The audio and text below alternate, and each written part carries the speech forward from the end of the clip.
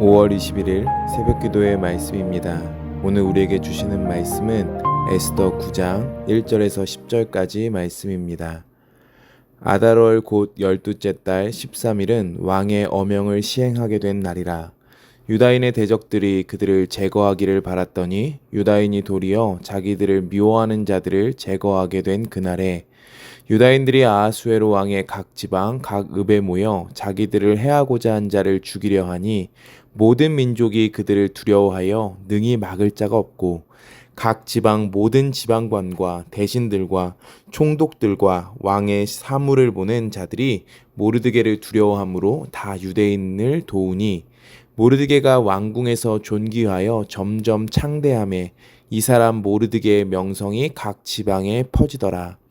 유다인이 칼로 그 모든 대적들을 쳐서 도륙하고 진멸하고 자기를 미워하는 자에게 마음대로 행하고 유다인이 또 도성 수산에서 500명을 죽이고 진멸하고 또 바산 다다와 달본과 아스바다와 보라다와 아달리아와 아리다다와 바사스다와 아리세와 아리데와 외사다 곧 함무다다의 손자요 유다인의 대적 하만의 10아들을 죽였으나 그들의 재산에는 손을 대지 아니하였더라. 아멘. 우리가 에스더서를 마무리하는 단계에 와 있습니다. 하만의 요청으로 온 유대민족을 말살하려는 조서가 127개의 도성에 반포되었습니다. 하지만 에스더와 모르드게를 통해 이 일을 막으시는 하나님의 섭리들을 본문을 통해서 발견할 수 있습니다. 하나님의 이름이 드러나진 않지만 결국에는 하나님의 백성이 승리한다는 은혜의 성취를 우리가 볼 수 있습니다. 세상이라는 무대 뒤에 계신 하나님이 우리에게 어떤 은혜를 베풀어 가시는가? 이것이 우리가 보아야 할 은혜의 포인트입니다. 에스더서를 읽으시면서 하나님의 일하시는 흔적들을 확인하셨습니까? 말씀에 비추어서 내 삶 속에 하나님께서 일하시는 흔적은 무엇이 있는지, 나는 그것을 얼마나 누리며 살아가고 있는지 생각해 보기를 소망합니다. 가정에서, 회사에서, 모든 일터에서 하나님께서 나에게 어떻게 일하고 계시는가, 나에게 어떤 존재로 계시는가 우리가 생각해 봐야 합니다.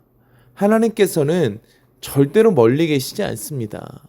우리의 눈이 이것을 보고 있지 못하다면 이 은혜를 바라볼 수 있는 영적인 눈을 열어달라고 우리는 기도해야 할 것입니다. 그러니까 우리가 6장부터 하나님의 반전 스토리를 짧게 다시 정리하면 유대인들이 하만의 조서를 통해서 모두가 죽게 되어진 상황 속에서요. 아하수에로 왕이 잠이 오지 않아서 궁중일기를 읽게 됩니다. 하필 그 내용이 잊혀졌던 모르드게의 공로였습니다. 왕을 암살하려는 음모를 고발했던 내용이지요. 그 뒤로 갑작스럽게 일이 전개됩니다. 모르드게를 죽이려고 세웠던 그 나무에 하만이 매달리게 되는 역전의 스토리가 일어납니다.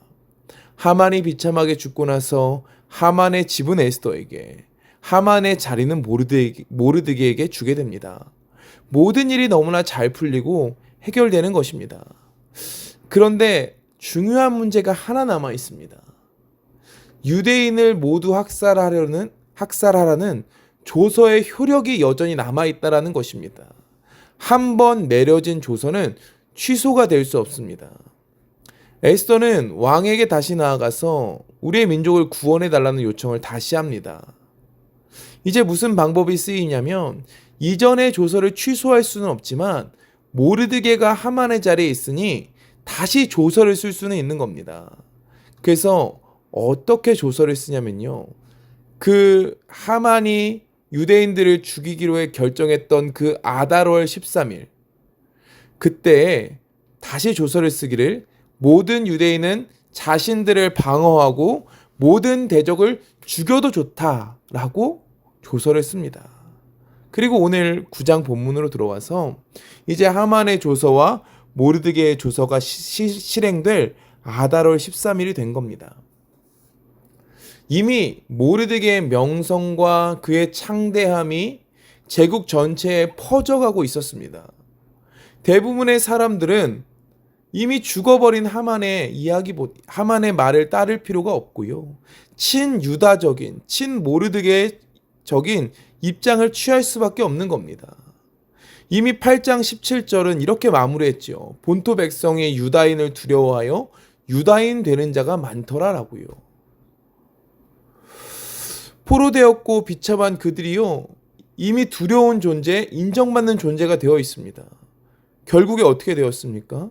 하만의 조서대로 유대인들이 죽어나간 것이 아니라요, 유다 민족의 대적들이 멸절되는 일이 일어나게 됩니다. 결국 에스더서의 이야기는요, 멸망으로부터 구원을 얻게 되는 유다 백성들의 기쁨을 보는 것으로 마치게 됩니다. 지금 이 배경을 우리가 조금 다시 한번 생각해 봤으면 좋겠습니다. 이 배경이 어디입니까? 유대인들이 원래 있었던 땅이 아닙니다.